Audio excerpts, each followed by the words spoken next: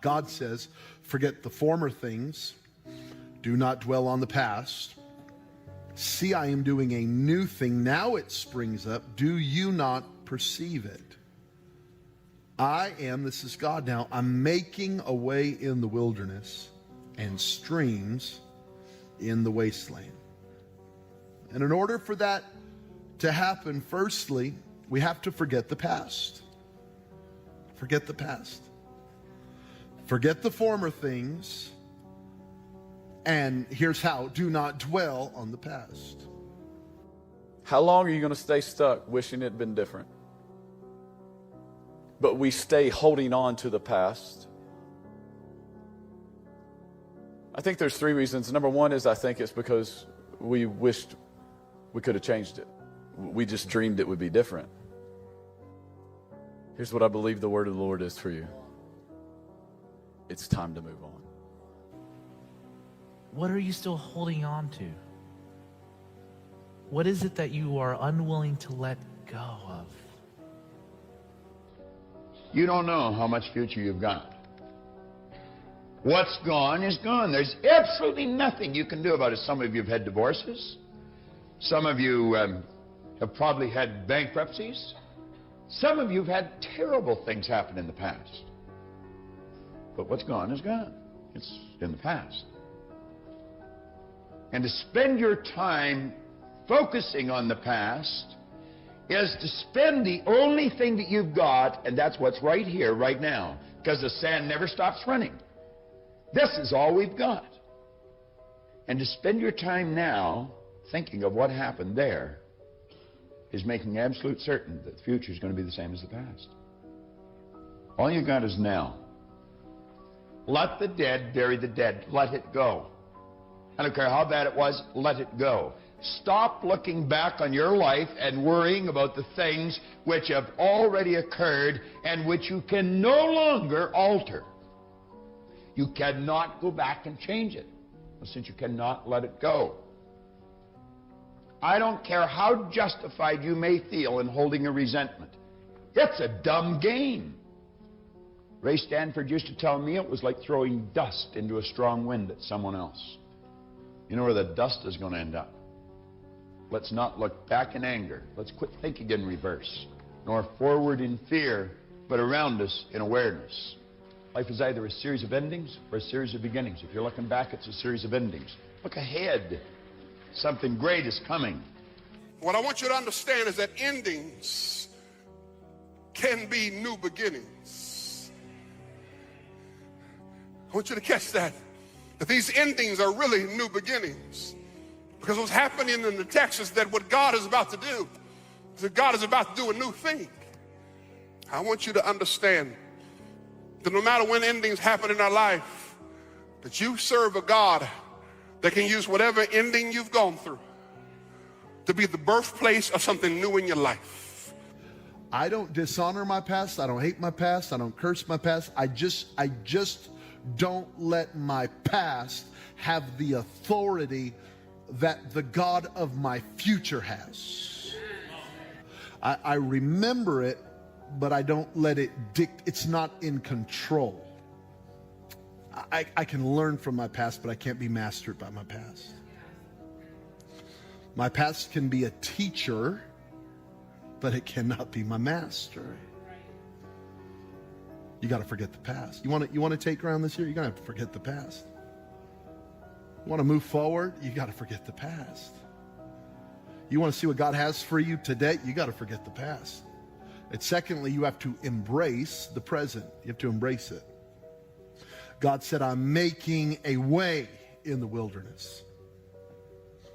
So here's the tension. It is so easy to glamorize what was and fantasize about what will be that we ignore the work of today. The chains of my past and the strength of my future are directly connected to what I do today. Do not look back. And we can glance back to remember the faithfulness and the goodness of God. But looking back, we're not there. We're here. And God's with us here. So maybe it's time to stop looking back. Some of us are not getting over offenses and bitterness and hurt and division and anger and disappointment and discouragement because we keep looking back. We keep rehearsing.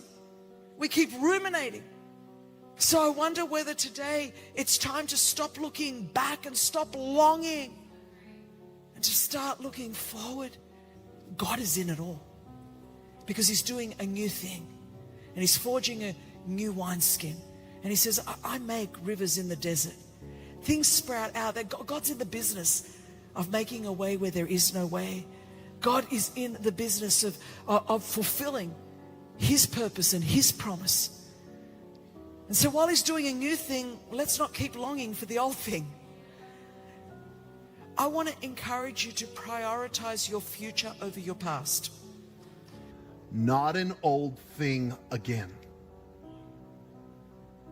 but a brand new thing. See, that's why we miss it.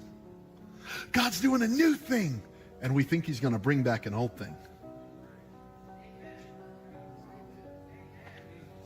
And the reason we can't see it is because we're looking for an old thing. God's going to bring back that person, or God's going to bring back that opportunity, or God's going to bring back that thing. And God's going, no, I'm not doing an old thing again.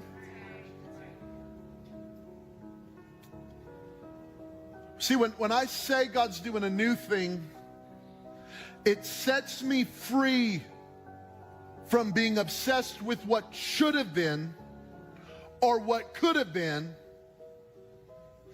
And it opens my heart to the possibility of what could be now. Stop chasing what should have been. Stop chasing what might have been. So it's not another chance to do an old thing again. It's a brand new start to do something today. It's not repeating history. It's not going to the past. But it's embracing what God can do today in your marriage, in your business, in your finances, in your faith, in your dream, whatever it might be. Don't try to recreate what was. Don't bring a failure from yesterday into today. If one dream dies, get back up and dream another dream. Quit reliving mistakes you've made, things that you wish you would have done different, wondering why it didn't work out. You may have done your best, given it your all, but it didn't succeed. Accept it as God's plan and move on. God is asking us, how long are you going to mourn over what you've lost? How long are you going to be discouraged over who hurt you and what you didn't get and the boss that wasn't fair? Come out of that pity party and come out of living in the past. It's time to get away from where you've been parked all your life. It's time to go and do something that is amazing with your life. If God got you through it, it's done. Move on. How many times have we as people allowed God to get us through something, get us beyond something, get us over something, get us through something, and then even after its completion, we sit there and we dwell on it and we dwell on it to the point where it becomes an anchor around our neck and we can't move on because we just won't let it go. It's done. If God got you through it, it's done. Move on. Stop harboring on the past. Stop hanging on to every time you fail. Stop hanging on to every time you slipped up and messed up. Stop hanging on to every time you didn't get it right. Everybody makes mistakes. Everybody messes up. Everybody don't get it right. Everybody struggling with something. It's way more important where you're going than where you've been. You may have made a lot of mistakes. You have a lot of regrets. You blew your marriage, didn't raise your children right. But you can't do anything about yesterday. This is a new day. There are new victories, new opportunities, new relationships. Quit living in what was and come over into what is. Right now, there is freedom for you. Right now, there are new beginnings, joy, peace, victory. And crying over what happened yesterday doesn't bring freedom.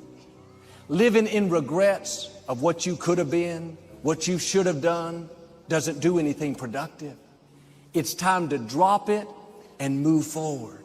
One of the ways the enemy tries to mess all of us up is to get us to push rewind when God is saying go forward. What God is doing is always ahead of you, never behind you. God is going to make available to you the power to move forward because He's got yet promises for your future. And just because you had an unfair past does not mean you have to have an unfair future. You're going to break through. If your mind is always in yesterday, you're going to move in that direction.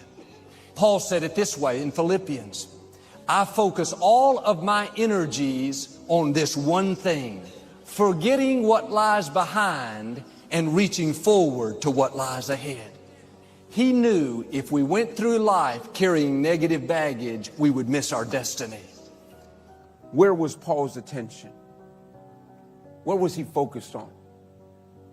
He stayed focused on what's next. He was focusing on what lied ahead.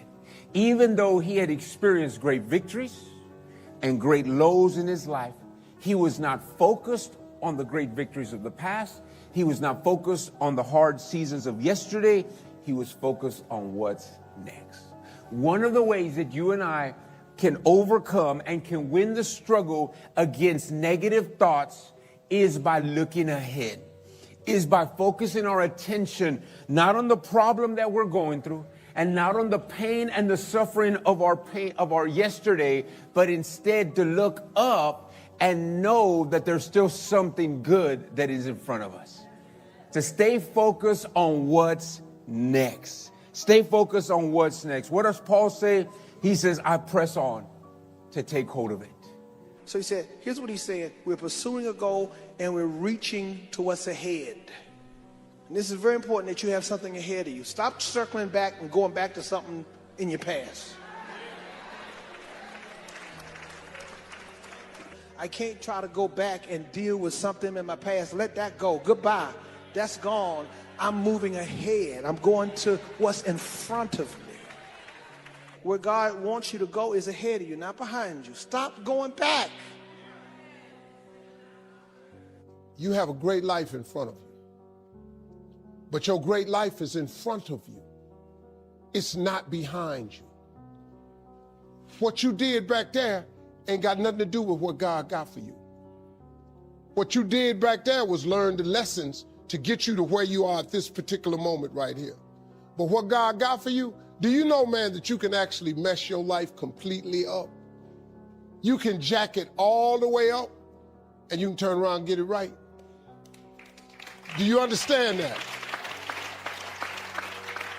Do you understand that you could have had a baby out of wedlock and still be all right?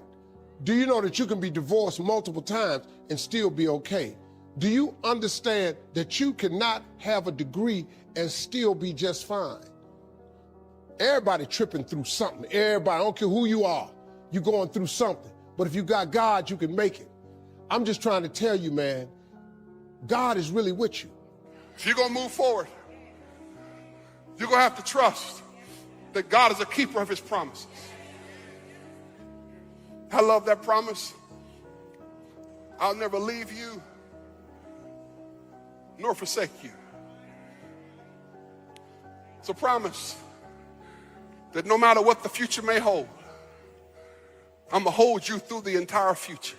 It's a promise that God is with you.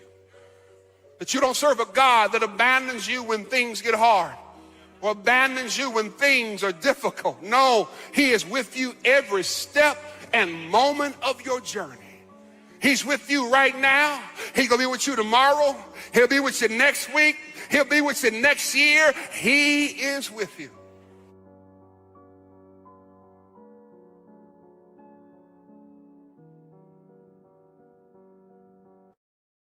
Once again, thank you for being an integral part of this channel.